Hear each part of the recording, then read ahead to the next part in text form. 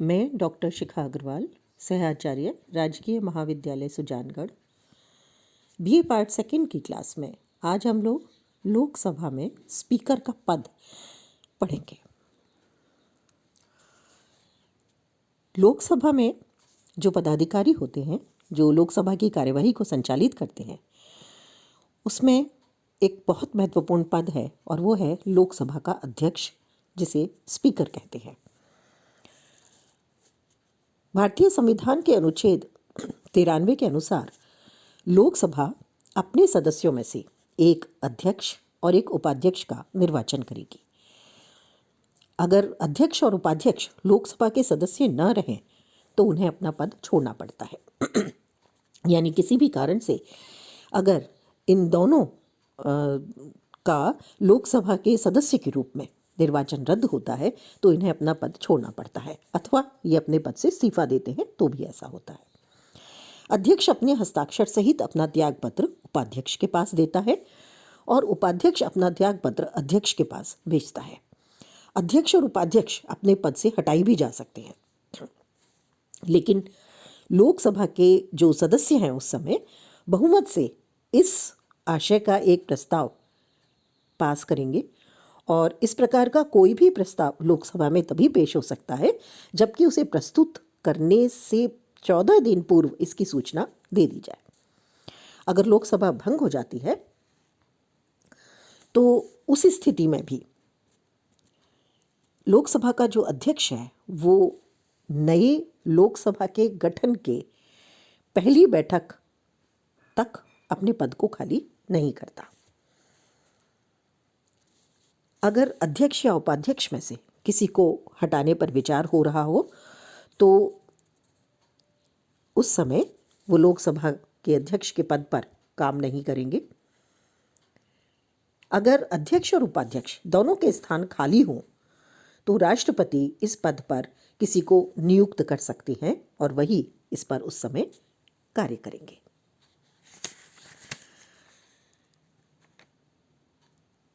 संविधान के अनुसार अध्यक्ष या उपाध्यक्ष को निर्धारित वेतन और भत्ते मिलते हैं। लोकसभा द्वारा 1956 में स्वीकृत प्रक्रिया नियम के अनुसार लोकसभा के आरंभ पर या समय समय पर अध्यक्ष जो लोकसभा के सदस्य हैं उसमें से अधिक 7 सभापतियों की एक सूची बना करके रखेंगे, जिनमें से एक अध्यक्ष और एक उपाध्यक्ष की अनुपस्थिति में लोकसभा का सभापतित्व करेगा। अगर लोकसभा में अध्यक्ष या उपाध्यक्ष में से किसी को हटाने का प्रस्ताव है तो उस स्थिति में वो कार्यवाहियों में भाग तो ले सकते हैं, लेकिन निर्णय लेने का अधिकार उनको नहीं है। अध्यक्ष के कार्य और शक्तियां देखेंगे। ब्रिटिश स्पीकर की तरह भारत में भी लोकसभा अध्यक्ष को सारे अधिकार दिए गए हैं। उसकी जो शक्तियां हैं उनको संसदीय प्रक्रिया और कार्य संचालन नियम 1950 में दिया गया है। सबसे पहला कार्य है सदन के नेता के परामर्श से विभिन्न विषयों के संबंध में वाद विवाद का समय निश्चित करते हैं। उद्घाटन भाषण जो राष्ट्रपति देते हैं उनके भाषणों की समय अवधि निश्चित की जाती है। वो सदन के नेता से परामर्श करके सदन का कार्यक्रम निश्चित करते हैं। सदन में प्रस्तुत होने वाले प्रश्नों को स्वीकार या अस्वीकार करते हैं। किसी भी सार्वजनिक महत्व के विषय पर पेश होने वाले कार्य स्थगन प्रस्ताव पर अपनी अनुमति देते हैं। यदि अध्यक्ष की आज्ञा से कोई विधेयक गजट में प्रकाशित हो गया तो उसे अब सदन में प्रस्तुत करने के लिए किसी अलग से प्रस्ताव की आवश्यकता नहीं होती। किसी भी विचाराधीन विधेयक पर वाद विवाद को स्थगित करने का अगर प्रस्ताव है तो वो उन्हीं की अनुमति से लाया जाता है। वो सदन की कुछ समितियों के पदेन सभापति होते हैं। प्रवर समिति के सभापति को नियुक्त करते हैं। समितियों के द्वारा उस अध्यक्ष के निर्देशन में कार्य किया जाता है। बजट संबंधी जो भाषण है उनकी समय सीमा निश्चित करते हैं। संसद और राष्ट्रपति के बीच जितना भी पत्र व्यवहार होता है वो लोकसभा अध्यक्ष के माध्यम से किया जाता है। इसके अतिरिक्त तो सदन में शांति और व्यवस्था बनाए रखना अध्यक्ष का कार्य है। संसद के जो सदस्य हैं उनको भाषण की अनुमति उन्हीं के माध्यम से दी जाती है। प्रक्रिया संबंधी विवादों पर लोकसभा अध्यक्ष का निर्णय अंतिम होता है। विभिन्न जो विधेयक हैं उन पर मतदान करवाकर परिणाम घोषित करना, सदन के किसी सदस्य का आचरण अगर अव्यवस्था उत्पन्न करता है तो उसे सदन से बाहर भेजना, अगर कोई सदस्य कार्यवाही में बाधा डालता है लगातार तो उसकी सदस्यता को निलंबित तक करने का अधिकार लोकसभा के अध्यक्ष के पास है। वो अपने विवेक के अनुसार सदन की कार्यवाही से ऐसे शब्दों को निकाल सकता है जिन्हें असंसदीय या अशिष्ट समझा जाता हो। दर्शकों को नियंत्रित करते हैं जो संसद की कार्यवाही देखने आते हैं, और उन्हें बाहर जाने का आदेश भी वो दे सकते हैं। इसके अलावा कार्यपालिका और शासन की अन्य सत्ताओं से सदन के सदस्यों के अधिकारों की रक्षा का कार्य भी अध्यक्ष करते हैं। एक विशेष शक्ति ये भी है कि आवश्यकता पड़ने पर इस बात का निर्णय करते हैं कि कोई विधेयक धन विधेयक है अथवा नहीं है। इस तरह से देखें तो लोकसभा अध्यक्ष की शक्तियां बहुत ज़्यादा हैं।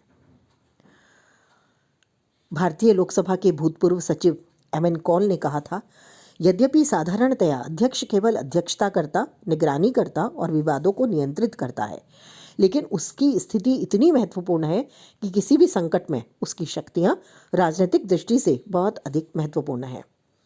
प्रश्नों, संशोधनों आदि के प्रस्तावों को स्वीकृति देना और कार्यविधि के नियमों को कड़ाई से लागू करना, ये शक्तियां दिखने में साधारण हैं, लेकिन संकट की स्थिति में उसकी शक्तियां और संसद पर उसका प्रभाव बहुत ज़्यादा होता है।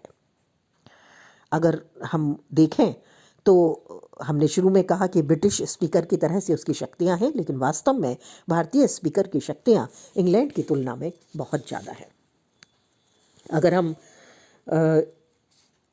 लोकसभा के अध्यक्ष की स्थिति को इंग्लैंड और अमेरिका से तुलना करें तो भारत में लोकसभा अध्यक्ष को 7वां स्थान प्राप्त है, जो सर्वोच्च न्यायालय के मुख्य न्यायाधीश के बराबर है। हमारे देश में अध्यक्ष पद के संबंध में इंग्लैंड की परंपराओं को हालांकि अपनाने का प्रयास किया गया है। एक और महत्वपूर्ण बात है यहाँ पर कि हालांकि वो किसी दल से चुन करके आता है, लेकिन सार्वजनिक रूप से दलगत प्रश्नों पर अपना मत व्यक्त नहीं करता। वह अपने दल की सभा में भी नहीं जाता, उसका दल के समाचार पत्रों से संबंध नहीं रहता और वो अपने पुनर्निर्वाचन के लिए अभियान नहीं करता। इसके विपरीत जो अमेरिका का प्रतिनिधि सभा का अध्यक्ष है वो पूरी तरह से बहुमत दल से संबंधित होता है। चुनाव संघर्ष में बहुमत दल की सहायता से चुना जाता है, राजनीति से भी संबंध विच्छेद नहीं करता और सदन में आवश्यकतानुसार अपने दल के साथ पक्षपात करता है। तो भारतीय लोकसभा का अध्यक्ष जो है वो ब्रिटिश लोकसभा अध्यक्ष के समान है, क्योंकि हमारे यहाँ भी भारत में भी चुने जाने के बाद में लोकसभा अध्यक्ष एक तरह से दलगत राजनीति से ऊपर उठ के निर्णय करता है। लोकसभा अध्यक्ष की निष्पक्षता को बनाए रखने के लिए भी भारतीय संसद में कुछ प्रावधान किए गए हैं। सबसे पहला प्रावधान है, अध्यक्ष का वेतन और भत्ते संघ की संचित निधि पर भारित है। ये अनुच्छेद 112(3) में संविधान में कहा गया है। दूसरी बात आती है, उसे केवल समान मत आने की स्थिति में ही संसद में मतदान करने का अधिकार है। अनुच्छेद 101 में ये कहा गया है, यानी वो मतदान नहीं करता, सिर्फ उस स्थिति में करता है जब उसे निर्णायक मत देना होता है, यानी समान मत किसी विषय पर आती है।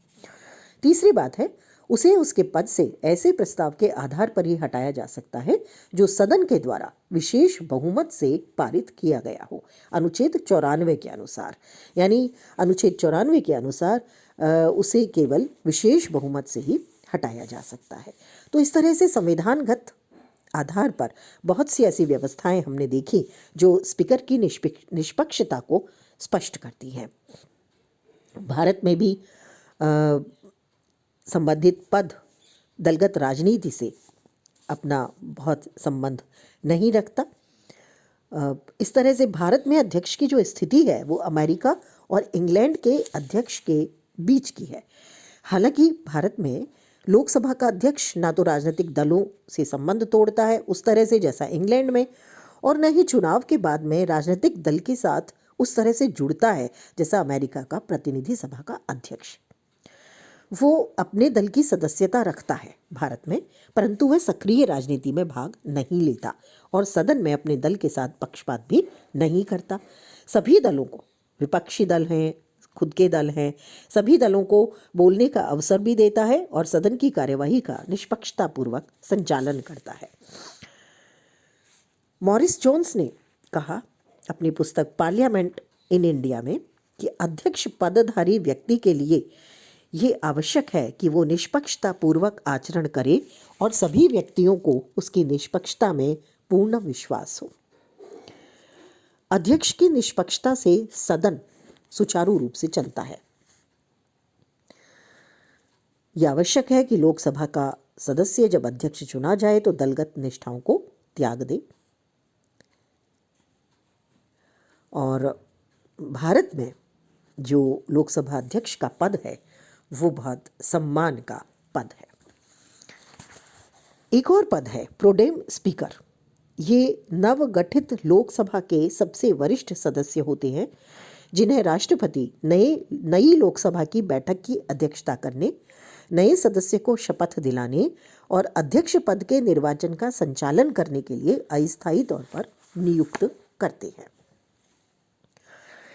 इसके बाद में हम आते हैं लोकसभा और राज्यसभा की तुलना पर। जैसा कि हम लोग अपनी पिछली क्लास में संसद के उच्च सदन राज्यसभा के बारे में पढ़ चुके हैं और लोकसभा जो निम्न सदन है संसद का, उसके बारे में हम लोग पढ़ चुके हैं।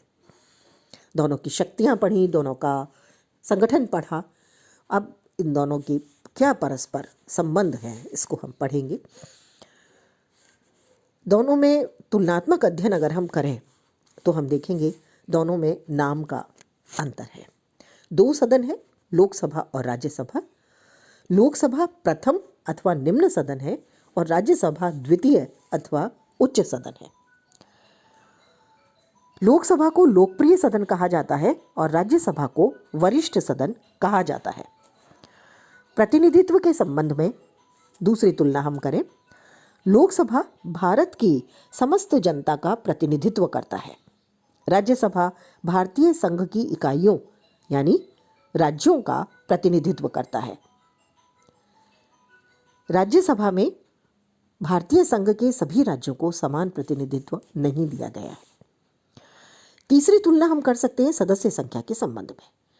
लोकसभा की अधिकतम सदस्य संख्या 552 हो सकती है, लेकिन राज्यसभा में 250 सदस्य संख्या है, जिसमें भी 12 सदस्य मनोनीत होते हैं और 238 परोक्ष रूप से निर्वाचित। इस तरह से हम देखें तो लोकसभा की सदस्य संख्या राज्यसभा की सदस्य संख्या से दुगनी से भी अधिक है और इसका फायदा संयुक्त बैठक में लोकसभा को मिलता है। अगली तुलना हम कर सकते हैं निर्वाचन के संबंध में। लोकसभा के सदस्य वयस्क मताधिकार के आधार पर प्रत्यक्ष रूप से जनता द्वारा चुने जाते हैं, लेकिन राज्यसभा के सदस्यों का चुनाव अप्रत्यक्ष रूप से आनुपातिक प्रतिनिधित्व के आधार पर राज्यों की विधानमंडलों के माध्यम से किया जाता है।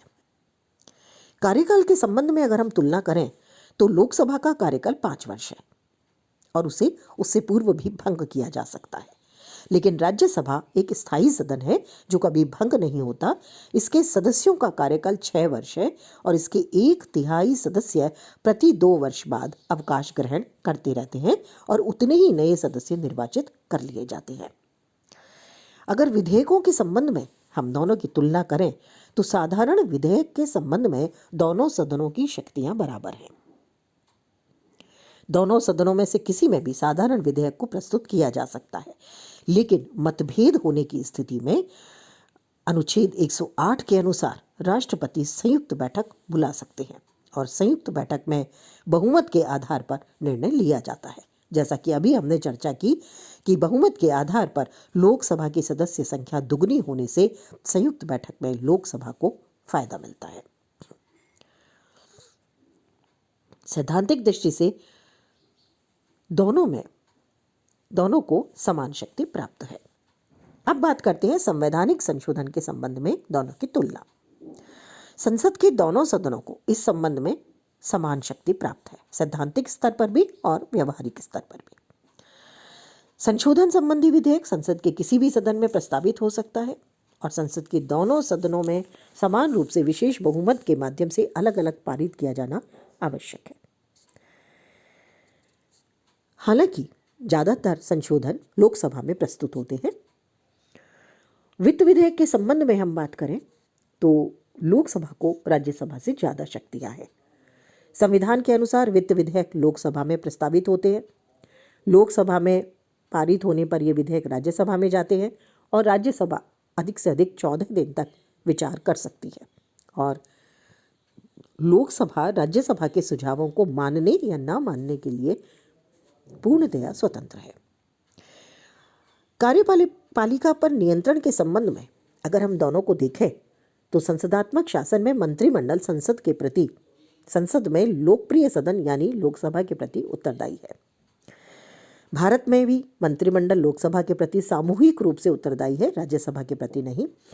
राज्यसभा के सदस्य प्रश्न पूछ सकते हैं, पूरक प्रश्न पूछ सकते हैं, आलोचना कर सकते हैं, परंतु अविश्वास प्रस्ताव के आधार पर मंत्रिमंडल को हटा नहीं सकते। यह अधिकार केवल लोकसभा को प्राप्त है। तो इस तरह से अगर हम तुलना करें तो लोकसभा राज्यसभा से ज़्यादा शक्तिशाली है।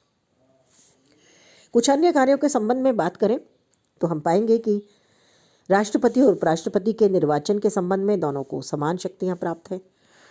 राष्ट्रपति पर महाभियोग लगाने का अधिकार दोनों को समान है।